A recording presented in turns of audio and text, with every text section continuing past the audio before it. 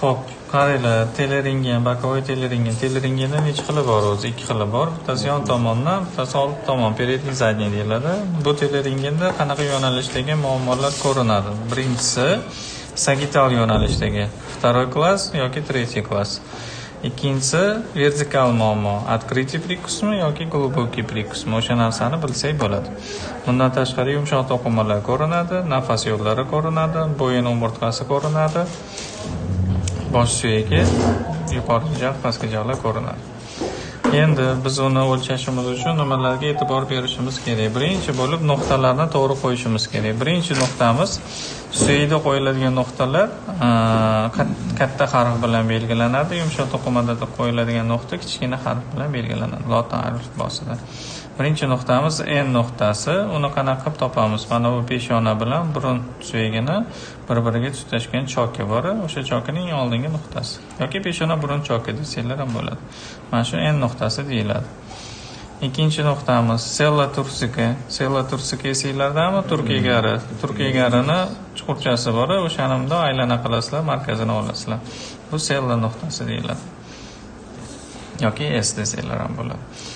Ikkinchi nuqtamiz tashqi eshituv yo'li bor. Bizda o'sha tashqi eshituv yo'lini yuqorgi nuqtasi, porion nuqtasi deb ataladi. Keyingi nuqtamiz ko'z kosasini pastki nuqtasi, orbita nuqtasi deb belgilanadi. Tepadan pastga qarab tushib boraveramiz. Keyin yuqorgi jag'imizda spina nasalis anterior, spina nasalis posterior bor. SNA, SMP. Spina nasalis posterior, spina nasalis anterior. Mana bu spina nasalis anterior nuqtamiz, mana bu spina nasalis posterior nuqtamiz. Mana shu spina nasalis anteriordan pastki alveolar atrostikka tushish paytida mana bunaqa botiqlik hosil bo'ladi. Bundoq botiqligi mana shuning chuqur kirgan joyini belgilashimiz kerak. Mana shu nuqtamiz A nuqta deyiladi. Xuddi shunaqa botiqlik pastki jag'da ham bor. Bu B nuqta deyiladi mana. Tushundinglar? Endi yana pastga tushaveramiz. Men tishda apexini belgilab olamiz. Uni harflar nomlash shart emas. Kesuv qirrasi apexi. Keyin malyar tishlarning birinchi do'mbog'ining kontakti. Yana pastga tushamiz endi. Mana bu yerda pastki jag'ning bir-biriga birikadigan joyi bor. Bu simfiz deb ataladi. Mana shu simfizda eng pastki nuqtasi bor. Mana shu eng pastki nuqtamiz bizda menton deb ataladi. Simfizdan eng oldingi nuqtasi pagonion nuqtasi deyiladi. Yana nuqtalar ko'p. Sizlarga hozir mana shu nuqtalarning o'zi yetadi. Informatsiya ko'payib ketish kerak emas. Qolganlarini keyin sekin hayot davomida o'rganib olaverasizlar. Nuqtalarda tushundik. Endi tekisliklar bor. Bizda 5 ta tekisligimiz bor. Sagital yo'nalishda, keyin 2 ta vertikal yo'nalishda. Birinchisini boshlaymiz. Birinchi tekislikni topish uchun bizga 2 ta nuqta kerak. O'sha 2 ta nuqtani birlashtirsanglar, tekislik hosil bo'ladi. Birinchi tekisligimiz kranial tekislik. Uning uchun bizga sella bilan nazion nuqtasini birlashtirishimiz kerak. 2 ta nuqtani birlashtiramiz. Kranial tekislik hosil bo'ladi. Keyingi tekisligimiz porion bilan orbita nuqtasini birlashtiramiz. Porion bilan orbita Frankfurt tekisligi hosil bo'ladi. Frankfurt tekisligi hosil bo'ladi. Keyingi tekisligimiz spina nasalis posterior, spina nasalis anteriorda bir-biriga birlashtirsak, spinal tekislik hosil bo'ladi.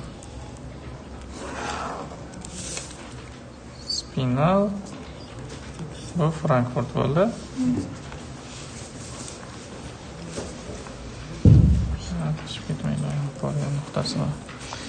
Keyingi tekisligimiz okklyuzion tekisligi. Uning uchun boyagi nuqtalarni birlashtirishimiz kerak. Bizda открытый приkus bo'lishi mumkin. Ikkita kurak bir-biriga tegmaydi yoki глубокий приkus bo'lishi mumkin. O'shaning uchun mana shu joyda nuqtani olayotganimizda ikkalasini o'rtasini olishimiz kerak.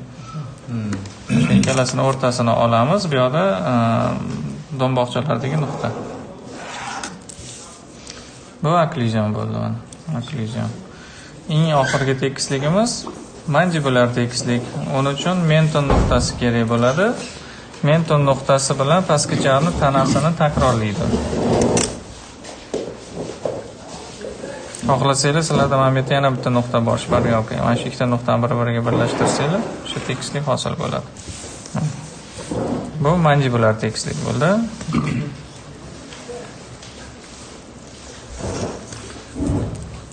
Kranial, Frankfurt, spinal, okklyuzion, mandibular. 5 tasini topib oldik. Endi vertikal topishimiz kerak. Vertikal topish uchun bizga kichkina n harfi kerak bo'ladi. Kichkina n harfi yumshoq to'qimada joylashganligi uchun kranial tekislikni chizganimizda mana bu yumshoq to'qimani kesib o'tadi. Mana shu nuqtamiz kichkina n bo'ladi. Endi bizga burun vertikalini topishimiz uchun, chizishimiz uchun mana shu kichkina n dan kranial tekislikka perpendikulyar chizishimiz kerak. Nima degani perpendikulyar? 90 gradus chiqadi. 90 gradus. Lineykamiz mana bu burchagi necha gradus? 90 gradus. Mana bu burchagi 90. Xohlasanglar buni qo'yasizlar, xohlasanglar buni qo'yasizlar. Uni ahamiyati yo'q. Qo'yganinglarda tepa tekisligi kranialga parallel bo'lishi kerak. Bunisi perpendikulyar bo'ladi. Mana shunda chizamiz endi. Mana bu burchagimiz necha gradus bo'ldi shunda? 90 gradus bo'ldi. Mana shu chizgan burun vertikaliklar to'g'ri bo'ladi. Xuddi shunaqa vertikal ko'zda ham bor, ko'z vertikali deyiladi. U ko'z vertikali ham kranial tekislikka perpendikulyar tushishi kerak. Mana bu ikkalasi parallel bo'ladi o'shanda. Shuning uchun tepani, lineykaning tepa qismini kranial tekislikka qo'yamiz. Nuqtani bu yoqdan olamiz mana. Mana shunda chizamiz endi. Mana burun vertikali, orbita vertikali. Mana shuni ikkalasini o'rtasida Dreyfus maydoni hosil bo'ladi. Tushundinglar? Xo'p, asosiy tekisliklarni chizib bo'ldik. Faqat yana bitta vertikal bor. U yuz burchagini o'lchayotganimizda kerak bo'ladi. Hozir uni tushuntiraman. Tushundinglar? Hozir shu joygacha tushundinglarmi? Endi ikkita tekislik kesishgan joyda burchak hosil bo'ladi. Yuqoriga ichkari burchak, yuqoriga tashqari burchak, pastga ichkari burchak, pastga tashqi burchak. Mana shu to'rtalasidan bittasini o'lchab turib, muammoni hal qilishimiz kerak, nechaligini bilishimiz kerak. Endi birinchi burchakni o'tamiz. Birinchi burchagimiz fatsial burchak deyiladi, yuz burchagi. Normada 85, примерно shunaqa normasini ko'rib olasizlar. 85 gradus atrofida bo'lishi kerak. Uni topish uchun bizga nima kerak? N nuqtadan A ga chiziq tushiramiz.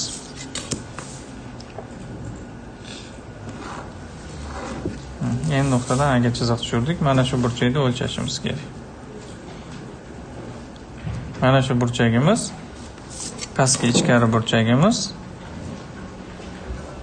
Chizgan bo'lsak, pastki ichkari burchagimiz fatsial burchak bo'ladi. Normada 85 gradus bo'lishi kerak. Xo'p, transporter ishlatishni bilasizlar-a? Mana bu yerda teshigi bo'ladi. O'sha teshigini nuqtasini mana bu yerda kesishgan joyga qo'yasizlar. Bunda qo'yasizlar. Tekislik bitta joyda turishi kerak. Keyin mana bu yerda bunday o'lchaysizlar bu yoqqa qarab. Bunda hozir nolib yo'qroqda ekan. Deb qo'yamiz, o'lchaymiz. 90 ga yetmayapti. 80 nechi? 82 mi? 82 chiqyapti. Normada 85 bo'lish kerak edi. Bizda normadan kichkina chiqsa nima bo'ladi? Qaranglar. Bu yerda mana bu kranial tekislik o'zgarmas. Chunki kallani asosini o'tyapti-yu, cheripni o'tyapti. Bizda faqat A nuqta o'zgarishi mumkin. A nuqta oldinga yoki A nuqta orqaga ketishi mumkin. A nuqta orqaga ketsa nima bo'ladi? Yuqori jag orqada bo'ladi. Nidorazvitiya верхний esa.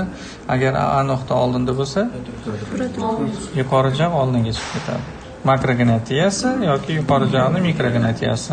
Xuddi shunaqa 85 dan katta bo'lsa makrognatiya yuqori jag'da, 85 dan kichkina bo'lsa mikrognatiya yuqori jag'da bo'ladi. Tushundinglar-a? Bu birinchisi burchagimiz. Ikkinchi burchagimiz gorizontal burchak. Ya normada 85 gradus. Примерно. Uni topish uchun nima kerak bizga? Burun vertikali bilan Frankfurt tekisligi kerak bo'ladi. Mana bu burchak o'lchanadi. Yuqoriga ichkari burchak. Transporterni yana xuddi shunday qo'yasizlar, o'lchaysizlar. Agar bunda normadan katta bo'lsa nima bo'ladi? Frankfurt tekisligi sal pastroqqa tushishi kerak deb o'zi aslida dan o'qilishimiz kerak, lekin kitobda yozilishi bo'yicha bo'g'in boshchasini suprapozitsiyasi yoki infrapozitsiyasi. Mana shu Frankfurt tekisligiga nisbatan bo'g'in boshchasi yuqorida joylashgan bo'ladi yoki pastda joylashgan bo'ladi. Tushundinglar? Bu ikkinchi tekisligimiz.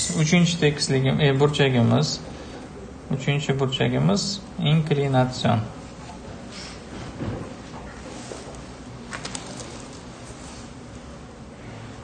Normada bu ham 85. Inklinatsion burchak uchun bizga burun vertikali bilan spinal tekislik kerak bo'ladi. Mana bu burchakni o'lchaymiz. Xo'p, bu yerda burun vertikali o'zgarmas. Faqat spinal tekislik o'zgaradi. Spinal tekisligimiz yoki tepaga ko'tariladi gradus kichiklashsa, yoki spinal tekisligimiz pastga tushishi mumkin gradus kattalashsa. Bu degani yuqori jag'ni rotatsiyasi, ya'ni o'z turgan joyida o'z o'qi atrofida aylanishi. Agar gradusimiz 85 dan katta bo'ladigan bo'lsa, soat strelkasiga teskari rotatsiya bo'ladi. Strelka bunday aylanadi-yu. Bizda yuqori jag'imiz soat strelkasiga teskari rotatsiya bo'ladi. Bunday bo'lib tepaga ko'tariladi. Orqasi pastga tushadi, oldi tepaga ko'tariladi. Открытие prikusi ko'pincha shunaqa bo'lishi mumkin. Agar 85 dan kichik bo'ladigan bo'lsa, soat strelkasi bo'ylab rotatsiyasi. Orqasi tepaga ko'tariladi, oldi pastga tushadi. Глубокий prikuslarda shunaqa bo'lishi mumkin. Tushundinglar? Rotatsiya soat strelkasi bo'ylab rotatsiya qiladi. Inklinatsiya deyiladi, retroinklinatsiya, antiinklinatsiya deyiladi. Retroinklinatsiya teskari, antiinklinatsiya soat strelkasi bo'ylab. Kitobda shunaqa yozilgan. Tushundinglar? Bu uchinchi burchagimiz. Endi 4-burchagimizda o'lchaymiz. 4-burchagimizda o'lchash uchun bizga spinal tekislik bilan mandibular tekislik kerak bo'ladi. Uning nomi bazal burchak deyiladi. Bazal burchagimiz taxminan 22 shunaqa edi, adashmasam, esimda yo'q. Qarab olasizlar, uni ham normasini 22-23 gradus deb olamiz hozircha. Bazal burchagimiz yuqori jag' bilan pastki jag'ning asosidan o'tyapti. Mana shu burchaklar orasidagi masofa o'lchanadi. Mana shu burchak o'lchanadi. O'lchaganimizda agar bizda normadan katta bo'lsa 30 chiqsa yoki 40 chiqsa, bizda qanaqa prikus kelib chiqadi? Открытие prikus, ochiq prikus bo'lishi mumkin. Yoki normadan kichik bo'lsa, chuqur prikus bo'ladi. Mana shuni belgilab beradi bizga. Keyingi burchagimiz, 5-burchagimiz maxilla mandibular burchak deyiladi. Normada 90 gradus bo'ladi. Uning uchun nima kerak bizga? Birinchi tekisligimiz spinal tekislik. Ikkinchi tekisligimiz A dan pagonionga chiziq tortamiz.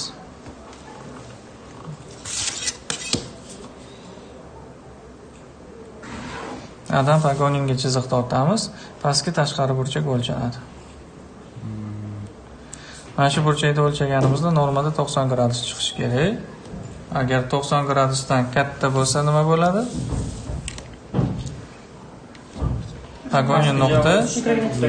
Pagonion nuqtamiz orqaga qarab ketadi.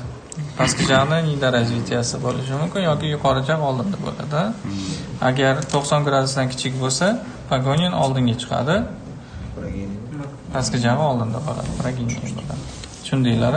Tushunyapsizlarmi?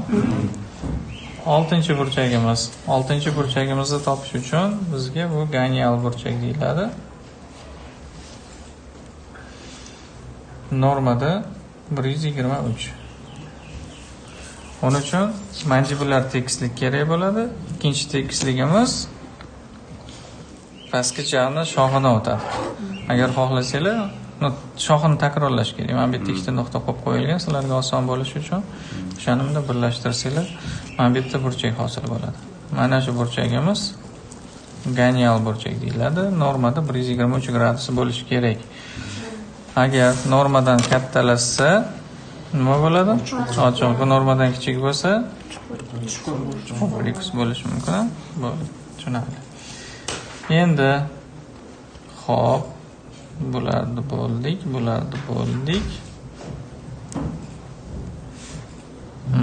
Endi dentalniy formasi bor. Tishlarni o'zini o'lchaymiz. Uning uchun bizga eng ko'p kerak bo'ladigan spinal tekislik. Keyin mandibular tekislik. Keyin tishda o'qlari kerak. Tishda o'qini chizish uchun apex bilan ratio kraydan chizamiz. Kesov qirra bilan apexdan.